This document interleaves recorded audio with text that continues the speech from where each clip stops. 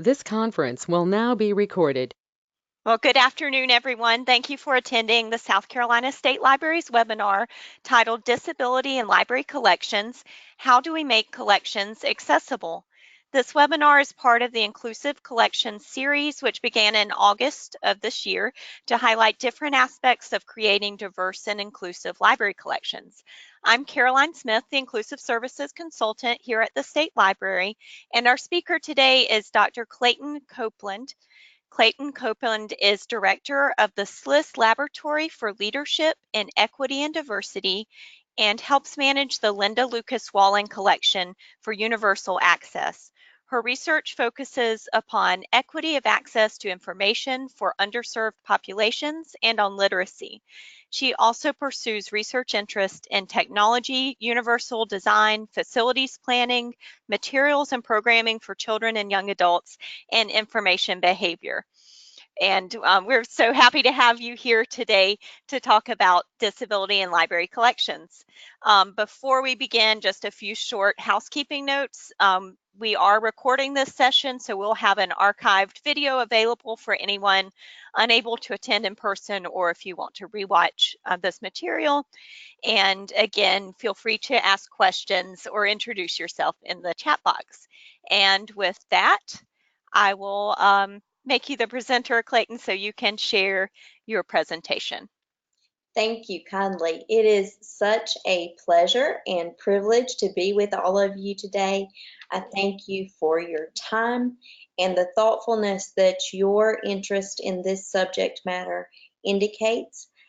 It is always such a privilege to be among librarians because I know that we have librarians' hearts and wanting to make a difference for everyone in our communities. So from today's presentation, we'll be discussing inclusive collections, specifically with a lens to ability.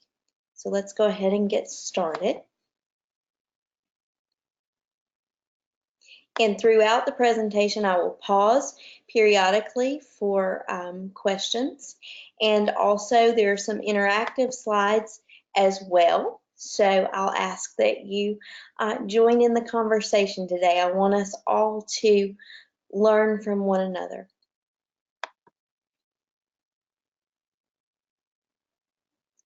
Okay, let's see.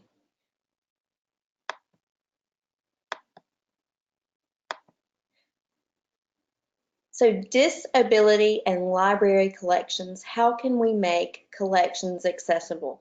You'll notice the play on words here with disability, because I believe that our library collections, the services and the programs that we offer enable abilities. I also believe in the innate abilities in each and every individual. And it is through our collections, programs, and services that we can allow those abilities to shine.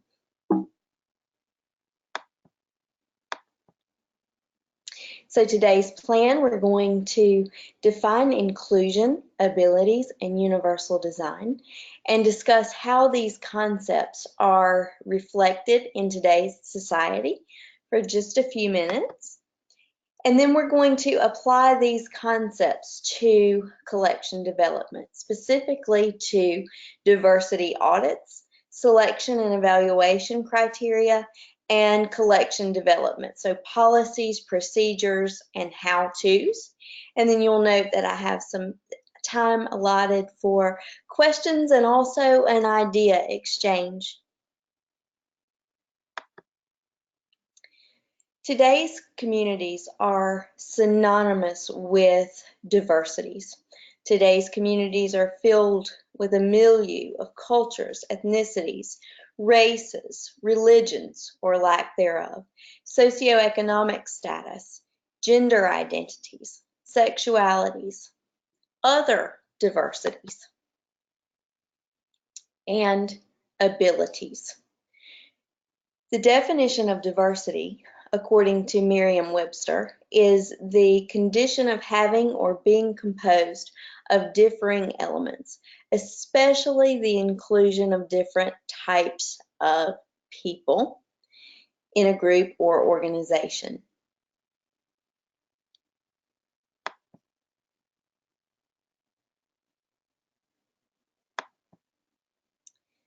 Today's communities represent abilities. In each person who accesses our libraries, whether physically or virtually, there are abilities. And I love this image here of the hands composing the image of a tree, because without all of the diverse hands contributing, the tree would be incomplete, would not be whole. Some facts according to most recent U.S. Census data: 1 in 4 Americans is differently able. And the number of children and young people ages 5 to 15 who are differently able is about 2.6 million. You'll note the terminology here, differently able, to denote those that society labels as having disabilities. Differently abled with a D on the end is probably terminology with which you are familiar. It was introduced, to the best of my knowledge, by Dr. Ellen Perlow. Differently able is terminology that I've introduced in my own scholarship and research to denote the ability and the autonomy within each individual. So here's a question for all of you. Which child does not have a disability? We'll go through several images here.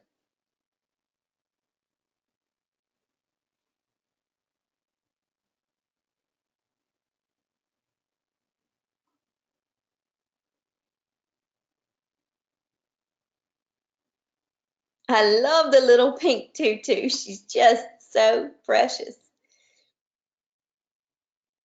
Which child does not have a disability?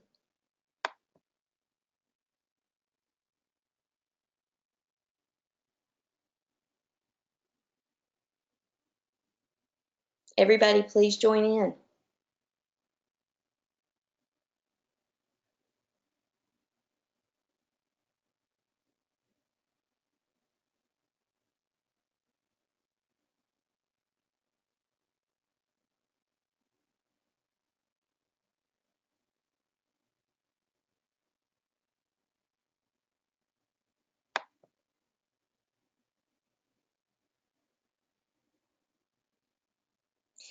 Right, so you're unable to tell, and it would be hard to determine because we don't know. But also, it's important to state here that many challenges are invisible. So there may be challenges present and we're just unaware. Some challenges are physically visible, but others are not. Characteristics that are commonly labeled as disabilities include blindness or visual impairment, corrected vision, for example, the need to use glasses or contact lenses, deafness or hearing impairment, hearing loss, head or brain injury, mental illness, things as common as depression,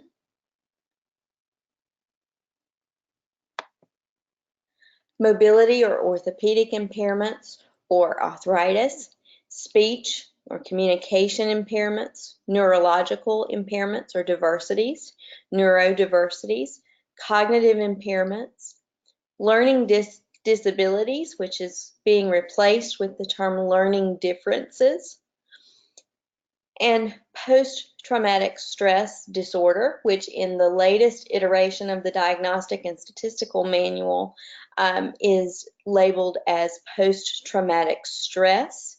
The word disorder has been removed, and I'm sure that we can all think of other characteristics.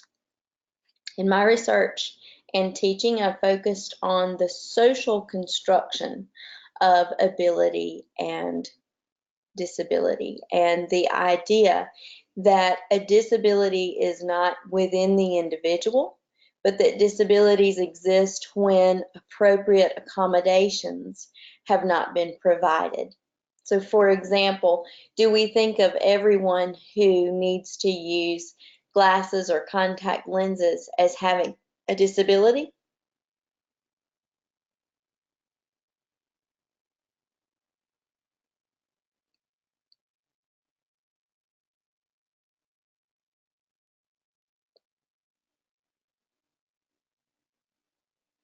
And I would say no, because the needs have been appropriately accommodated or met. AC, I love what you said. I believe every person has challenges we can't see. Absolutely, that is so true. No one is exempt from challenges. There are just some that are more visible than others. So questions. To you, what is inclusion? And why is it important?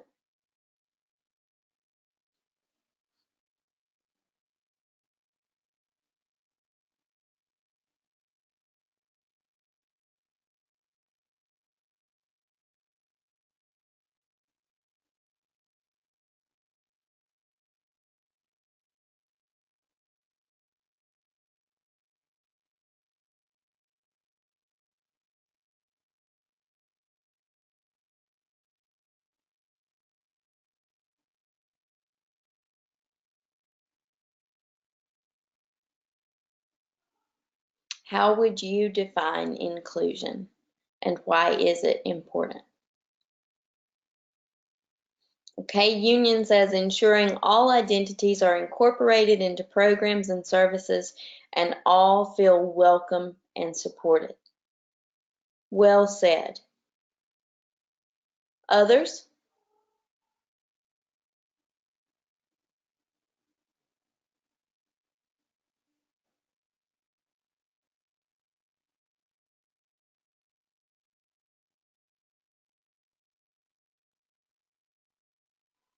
Desiree says inclusion to me is allowing everybody to have access to something.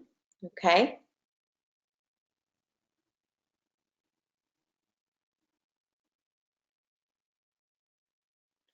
Michelle says it is important for everyone to feel seen, in quotes, and acknowledged, and therefore feel valued and supported.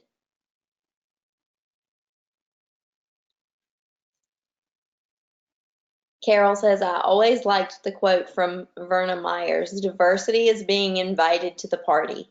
Inclusion is being asked to the dance. Yes, I love that. Dr. Hastings, former director of the School of Library and Information Science at the University of South Carolina, always used that quote as well. So inaccessibility places unnecessary barriers, and it doesn't allow for flexibility or alternative means of access and use. By not providing appropriate accommodations and inclusive environments, we perpetuate the myth of disability, less than, less able. But we have an opportunity, and in today's time, we're going to talk about universal design as it relates to collection development, meaning making small changes to benefit everyone. Some of you may be familiar with the concept of universal design as it was originally introduced from the field of architecture. And another iteration of universal design is in education, universal design for learning, or UDL.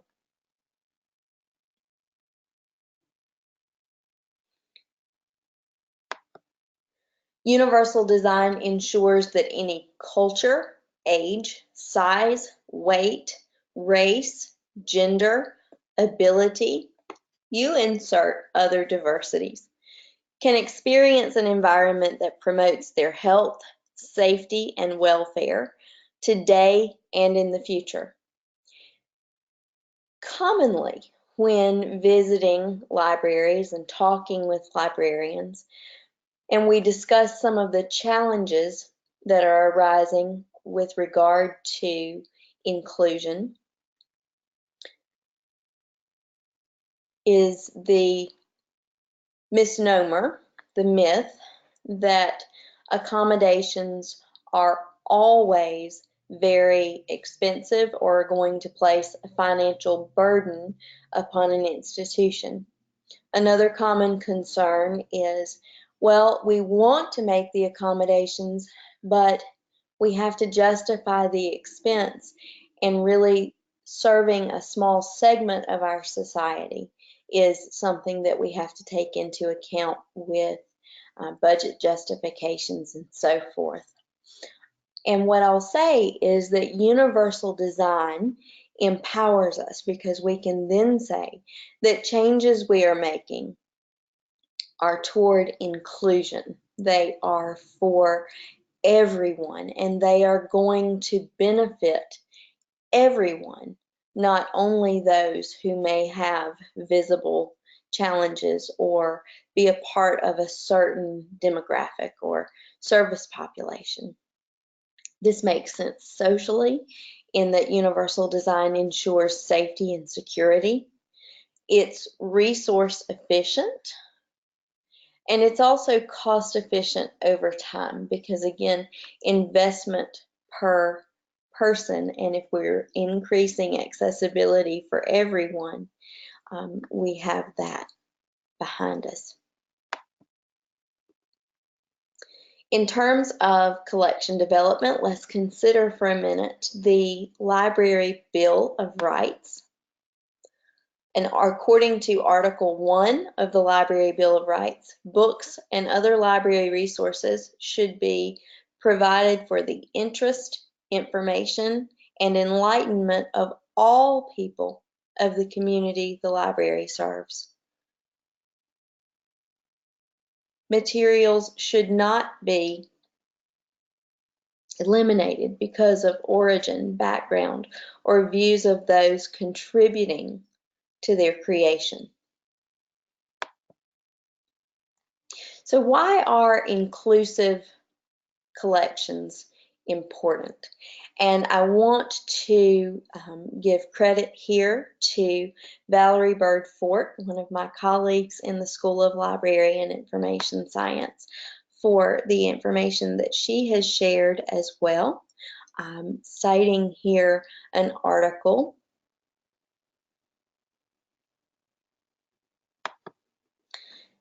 from 1990, so as it happens, also coincidentally the year of the passage of the Americans with Disabilities Act, and we have the 30th anniversary this year. But Bishop's article was titled "Mirrors, Windows, and Sliding Glass Doors."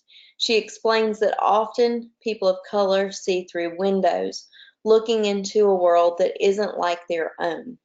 Bishop noted, when children cannot find themselves reflected in the books they read, or when the images they see are distorted, negative, or laughable, they learn a powerful lesson about how they are devalued in society and in the society of which they are part. This is true for any diversity that our children represent, including abilities.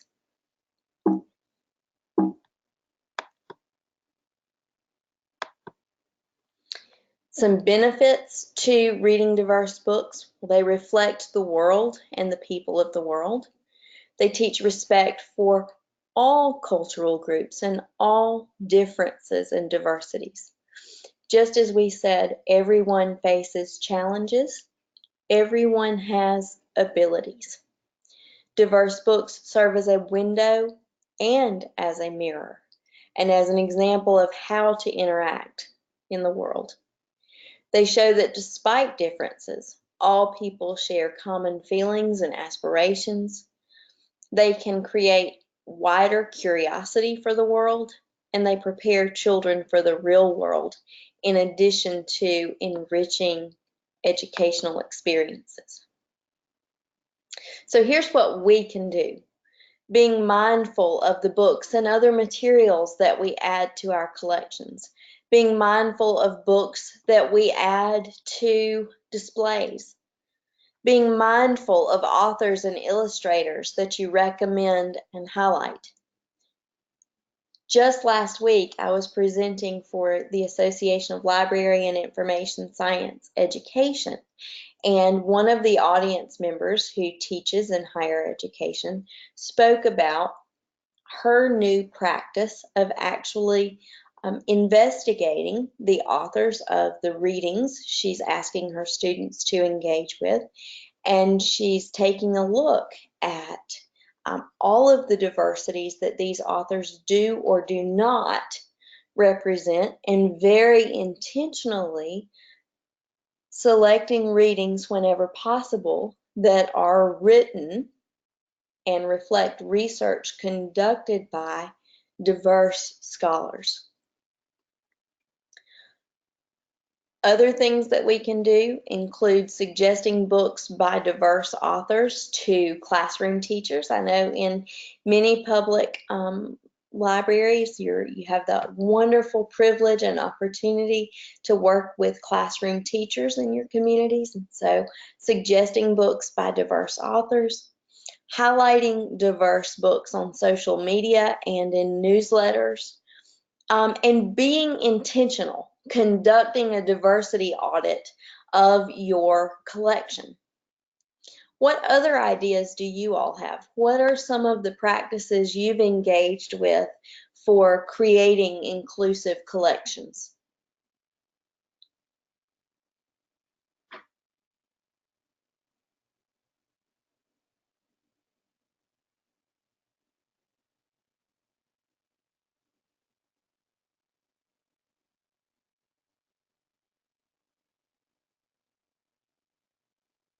Reading diverse books yourself, absolutely.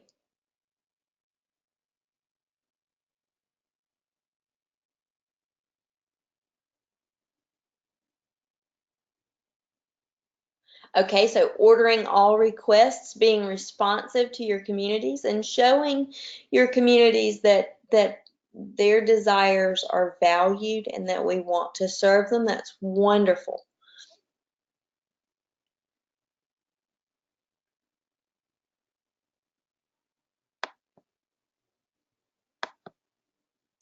And so here are some of the emblems for some book awards representing diverse children's diverse literature. Today, of particular note, I would like to highlight the Schneider Family Book Award through the American Library Association, and also the Dolly Gray Children's Literature Award. Both of those awards are awarded to books that offer accurate and positive portrayals of disability in children's literature.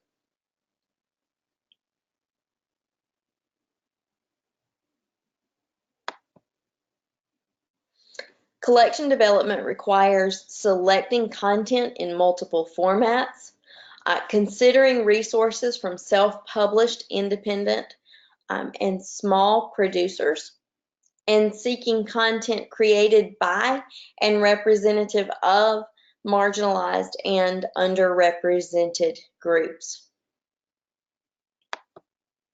It also requires evaluating how diverse collection resources are cataloged, labeled, and displayed. And we'll talk about that in just a little bit when we talk about developing adaptive collections and some of the challenges that are posed with cataloging, but also some of the opportunities that we create through those collections.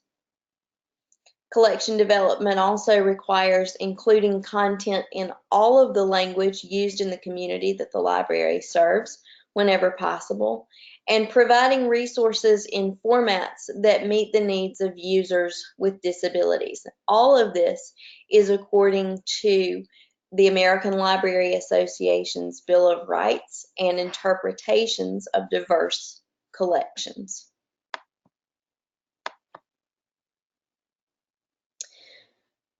So there's several steps that we can engage with through this process. One is diversity auditing, and this is something that I'm sharing with you all today with appreciation to Miss Valerie Bird Fort, who is, again, my colleague in the School of Library and Information Science. She's one of our instructors, and she is also our coordinator for Cocky's Reading Express, which I'm sure many of you are familiar with that wonderful program.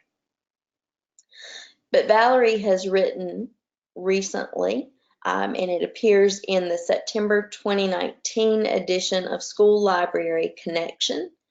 She has written Programming with Diversity in Mind, Conducting a Diversity Audit, and it is with great credit to her today that I share with you some resources about what diversity auditing is and how we do it. So these are some resources that I hope you'll be able to explore independently and also to use in the direct contexts of your own libraries.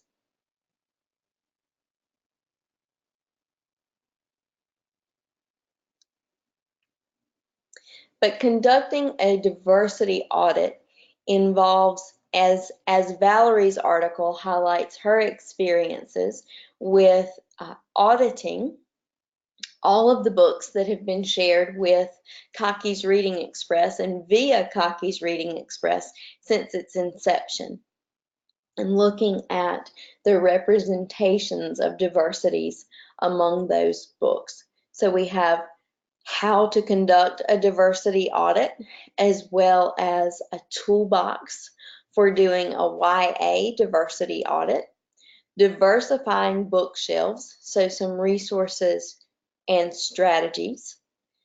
And then if you're working in a school library or collaborating with classroom teachers, looking at classroom library assessment.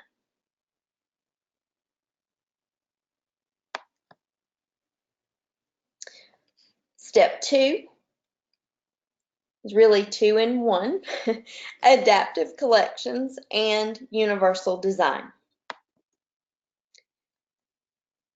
So curating a multimedia collection of accessibility resources requires research, analysis of existing collection materials, and collaboration with community partners in the following steps. Identify and define your local disability communities by connecting with visiting patrons with disabilities.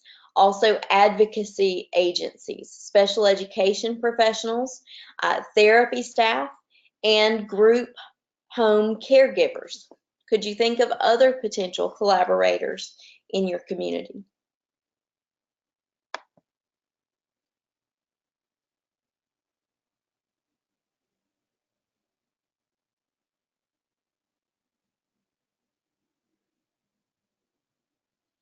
Does anyone have experience with collaborating with some of these groups or other organizations serving our target population?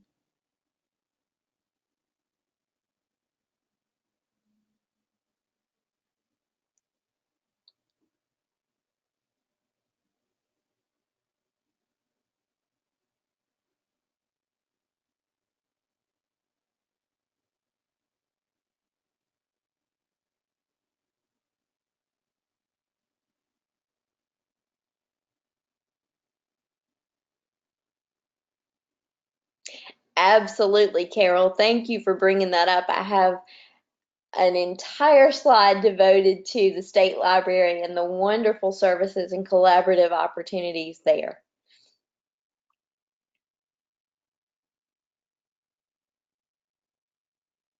Isabel says, offering books by mail for patrons with mobility challenges? Absolutely. Offering materials in alternative formats. And I've worked with some of you in the past regarding your built-in assistive and adaptive technologies on some of the operating systems on today's computers, so Windows or Mac. And if anyone would like further information about assistive and adaptive technologies, I'd be more than happy to provide that information as well. Assistive and adaptive technologies can help with things like accessing the catalog, screen readers that will read what is displaying on the computer screen to a patron who has a visual impairment or a learning difference that makes processing printed word or print text challenging. So engage and gather feedback from the disability community through surveys, advisory focus groups, and advocacy leaders on social media. Also, ensuring that our advisory boards and stakeholder groups are representative of the diversities within our communities.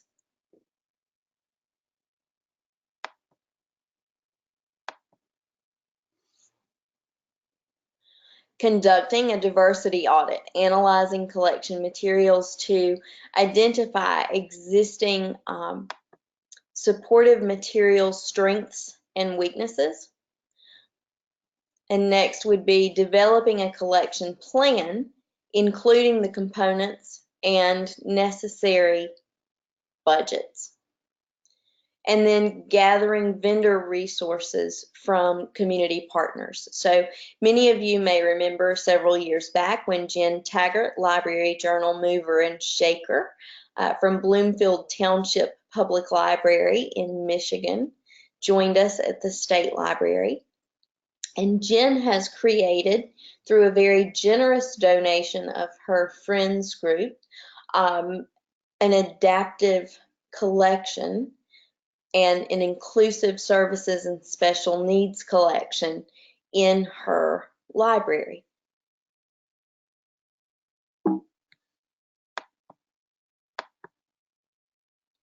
So here are some options for diversifying our collections and thinking with a lens of universal access and design.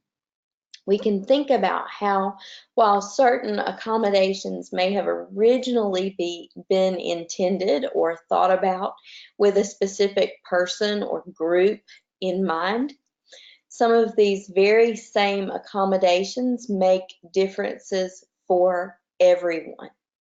Let's take a few examples before we start talking about diversifying our collections and think about universal access and design. Let's take, for example, closed captioning. This service was originally intended for those who experience deafness or who are hard of hearing. But what other populations does closed captioning support?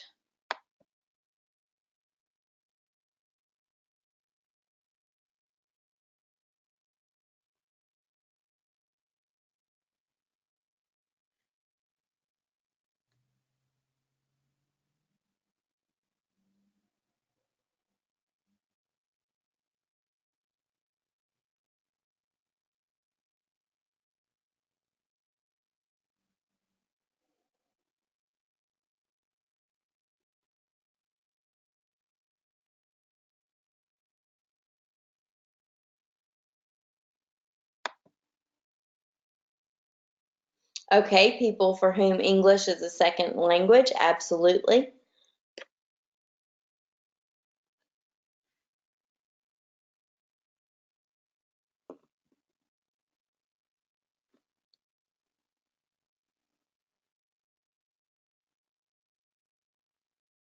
So we've said language learners.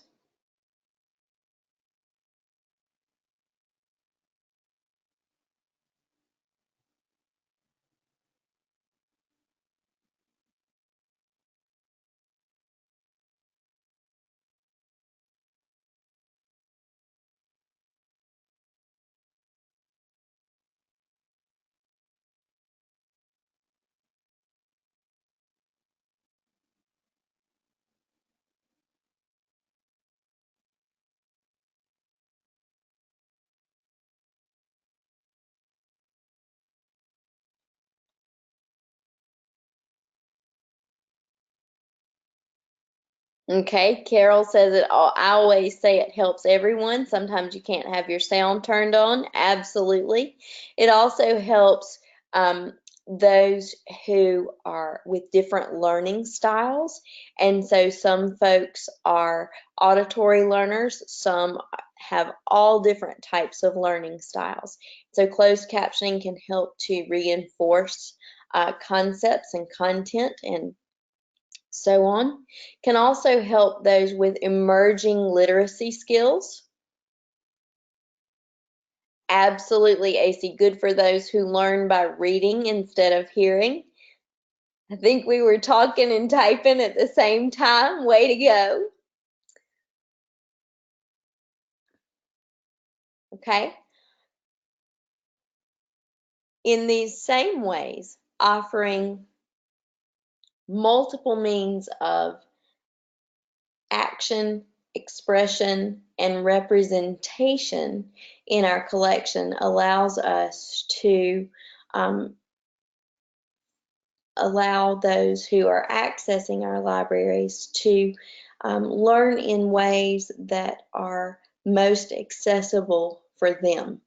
So in terms of diversifying our print collections, making sure that we have fiction and nonfiction resource books, Braille collections, again, working with your South Carolina Talking Books services, interactive books, high-low books,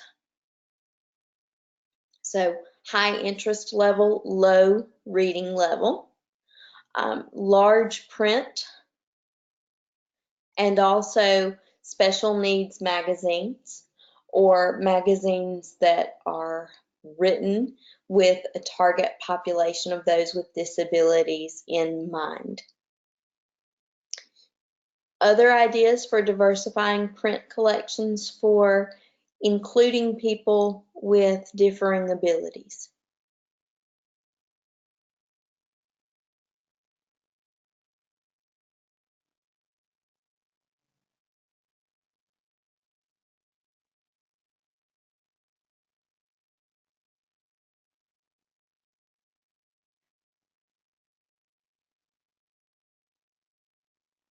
What are some other types of resources within your collections?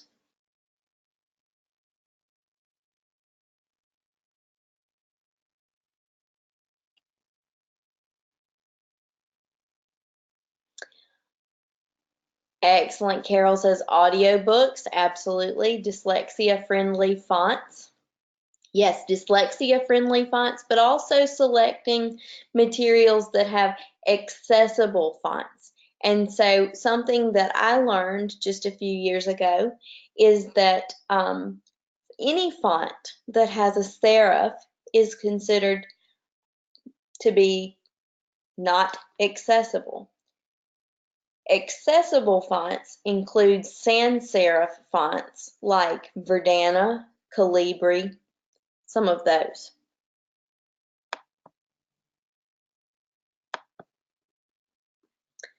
Other options for our collections include toys. So these are designed for motor, social, cognitive, visual, and auditory skills development. Some are adapted with built-in or optional capability switches. And so, for example, if we look in the bottom left corner of the screen here with the frog, you'll see a switch.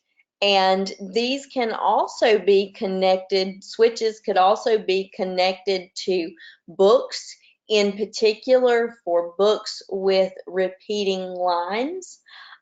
Where a line of a story can be pre-recorded, and then the child or user of the switch can hit a button and automatically be able to participate in the story time. I'll never forget Dr. Linda Lucas Walling, who is one of the pioneers in library accessibility, and she's now Distinguished Professor Emerita with the University of South Carolina. And she said she will never forget, she was in a library and was visiting, and this child who had no verbal capabilities came into the library that morning, as she did every morning. She always came in to greet her school librarian and say good morning. And she had never before been able to actually speak the words good morning to her librarian. But with the capability of a switch, someone pre-recorded good morning and her librarian's name, and she was able to wheel into the library that morning and hit the switch and greet her librarian. And I still tear up when I think about that. What we can do to create opportunities and inclusion. There's an important opportunity here for libraries as community centers to realize that we can help families who have other expenses like medical care and things with some adaptive toys and resources that are used not only for the pure enjoyment of the child, but also for purposes of physical and occupational or speech therapy.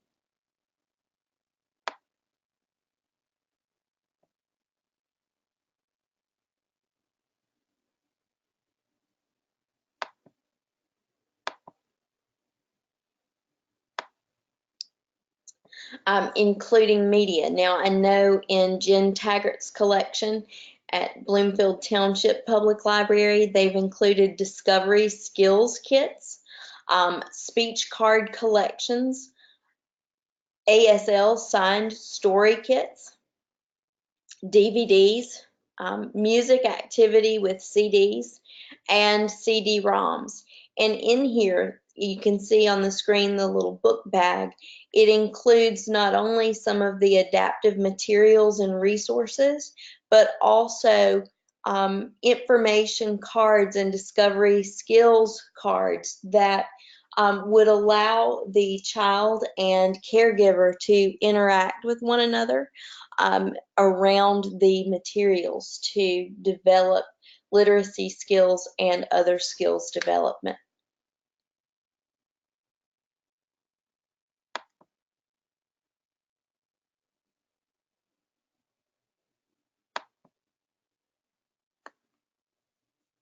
And then also story boxes. So in a story box would come your materials as well as some of the adaptive toys and items that can be used to expand the story and help the children to live the books.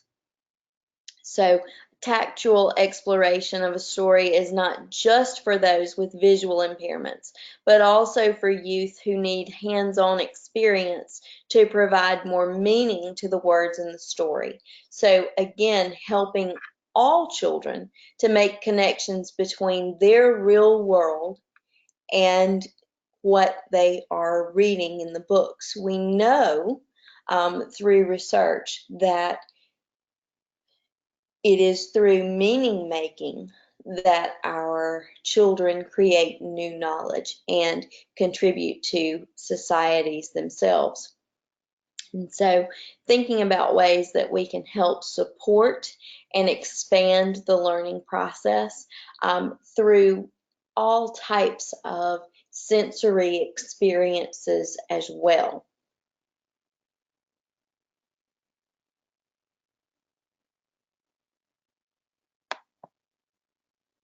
Now, you've also heard me refer to Dr. Linda Lucas Walling, who is, again, Distinguished Professor Emerita with the School of Library and Information Science at the University of South Carolina. And many of you may be aware of the Linda Lucas Walling Collection for Universal Access, which is available at the South Carolina Center for Community Literacy, formerly known as the South Carolina Center for Children's Books and Literacy. That is our South Carolina Examination Center for Children's Literature. And so Dr. Walling's collection was established in her honor. It was the brainchild of a group of former students upon her retirement.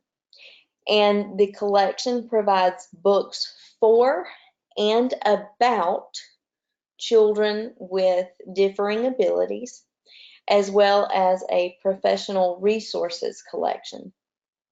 All of the Schneider Family Book Awards winners and the Dolly Gray Book Award winners are also part of the Walling collection.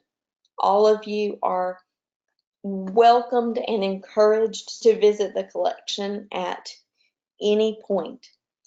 The premise of the collection for Dr. Walling is that while it is important to have adaptive collections when those are available, her collection is established upon the premise that any well-tooled librarian can take any book off of any library shelf and make it accessible for any child.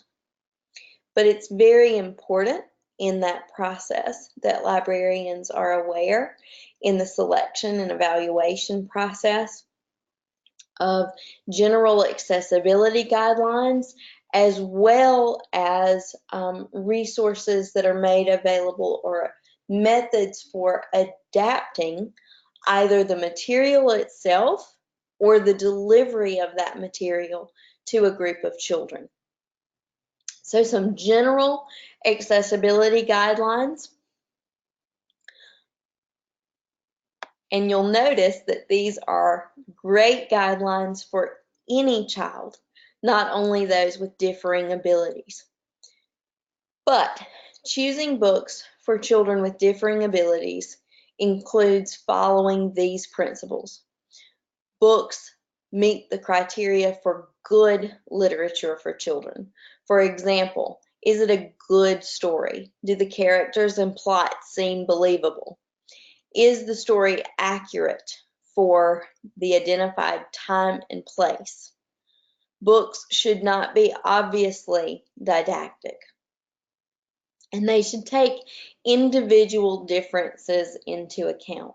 So just as we would for any child, avoiding the assumption that just because a child has a label as having a certain ability or a challenge, we don't need to assume that all children with that label are the same or that they have the same needs.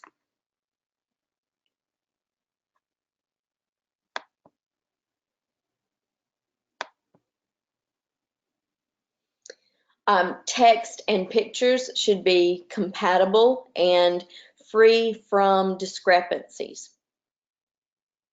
Text and pictures should be appropriate for the child's developmental age. And books with humor are popular with all children, so remembering those principles.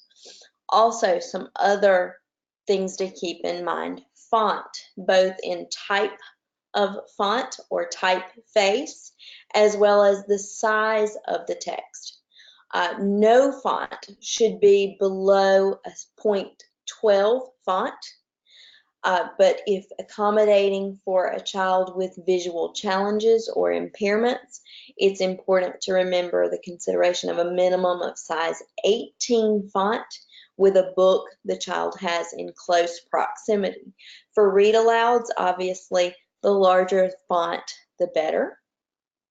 Selecting books that have high contrast between the text and the page.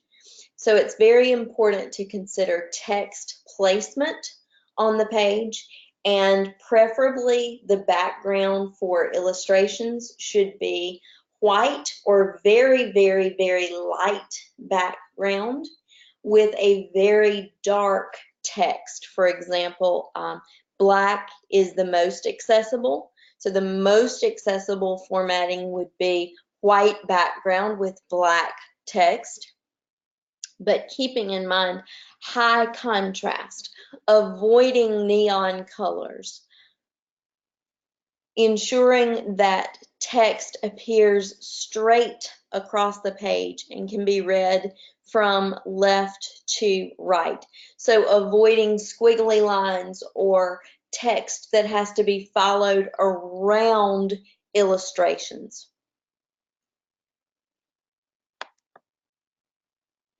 And then I have some criteria for accommodating specific challenges. So accommodating intellectual challenges is first. Children in this category are typically challenged when a story has multiple characters and a storyline that moves back and forth in time. So it's very helpful to have features in a picture book that help provide focus. Choose books where there is a single main character with a straightforward story. Many simple, clear, and uncluttered illustrations. Illustrations with organization, vivid colors, again, strong contrast, and well-defined spaces. So it can be very helpful to have heavy outlining of illustrations with this group of children, as well as children with visual challenges, to help them distinguish images on the page. Realistic stories, pictures, and photos should be geared to the child's developmental level and should provide familiar experiences.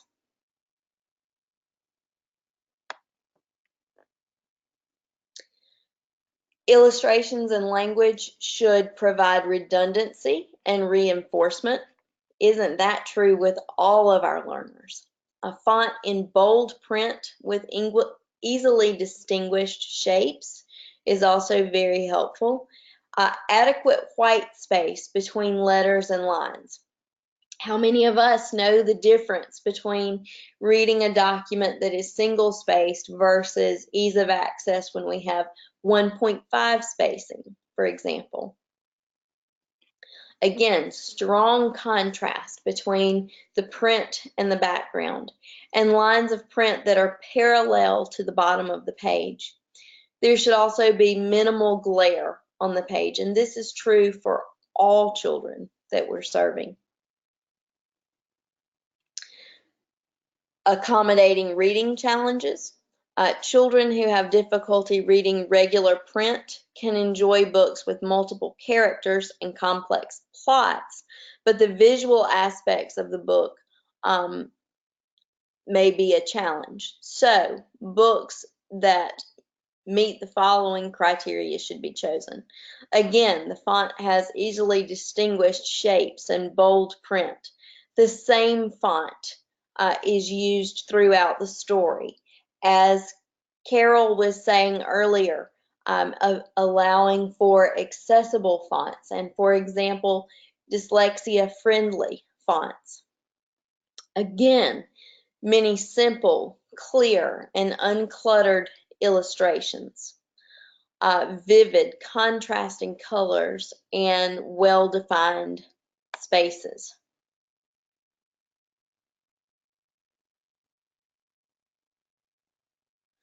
Again, illustrations with organization, so strong, heavy outlines that help distinguish between the picture and its background, adequate white space, minimum glare, and in this case, texture, so pop-ups, shapes with texture, and flaps would all be considered pluses for interacting with the materials and being able to tactily interact with some of the concepts that are being explored in the book.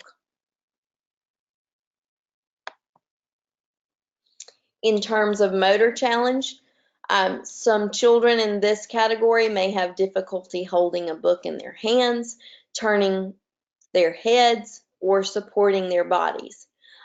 If they can hold a book, they may have little control of hand movements and grip. So here again, we have options with assistive and adaptive technologies of allowing for page turners and using electronic devices and switches to help children interact with the materials, but also choosing books that are lightweight, easily grasped, and large enough, but not so large that they are difficult to hold. Books should be sturdy. Board books are useful if board books can be found that meet the developmental needs of the child. It's very, very important here to say again that it's important not to assume that just because a child has a particular challenge, that other challenges are also present.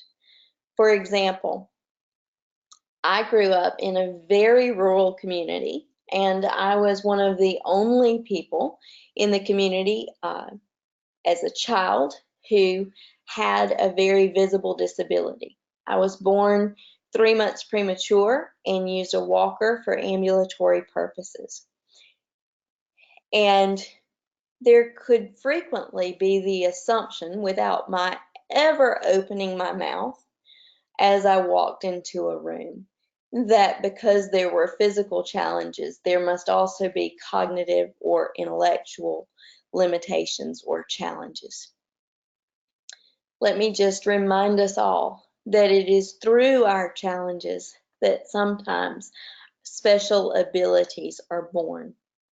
So if we think about what we're doing day to day in libraries, let's think about creating collections and environments that enable children to show us how they are specially able.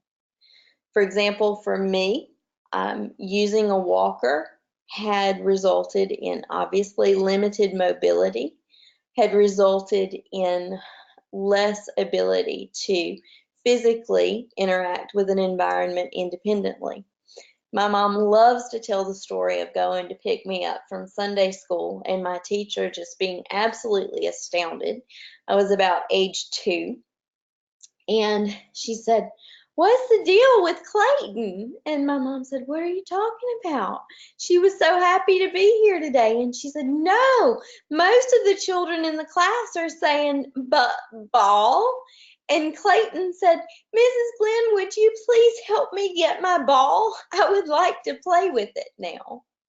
So through my physical challenges, there had been an opportunity for verbal skills to be developed. I want us all to think about the special abilities that are born through differences. Accommodating for motor challenges can also include adaptive devices such as page turners and book stands. And if you're looking for ways to purchase and or try out and or create your own versions of these adaptive devices, the South Carolina Assistive Technology Program, which is through the university's School of Medicine, has an entire lab dedicated to and demonstration space dedicated to adaptive devices, specifically for literacy. Okay, and accommodations for emotional or behavioral disorder. So successful selection of picture books for children with behavior disorders largely depends on the selector's familiarity with the specifics of the child's impairment and the things that trigger emotional or behavioral responses. So, for example, one child may need books that have structure, order, a single main character, and a straightforward storyline to help focus. Another may need distractions of cluttered, illustrations and convoluted storylines to help them focus. Child may have a fear or obsession that must be taken into account. And so it's important to remember that parents and teachers are also important resources for helping us identify the needs of children that we are serving. And finally, in closing today, I have a universal design toolkit that I've created for you. Here's our website for the Laboratory for Leadership in Equity and Diversity. but we also have the South Carolina Talking Books Services,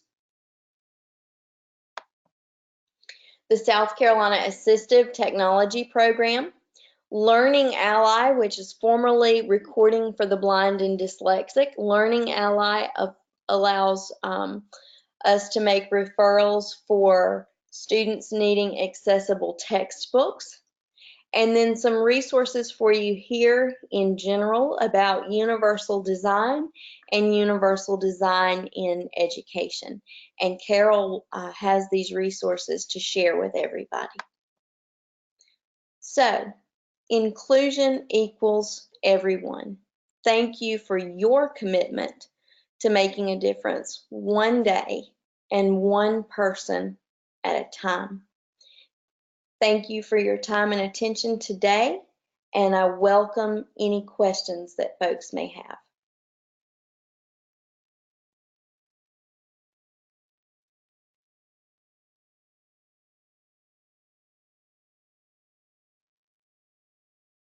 Thank you very much for sharing that presentation, Dr. Copeland. I want to share with all the attendees our next 2 webinars in the series. We may also have something coming up in November as well. So please register for these if you're interested. And within the next couple of days, you'll receive an email with a few links from the resources mentioned today, as well as a copy of the recording. And with that, thank you, Clayton, and thank you for everyone for attending. Thank you.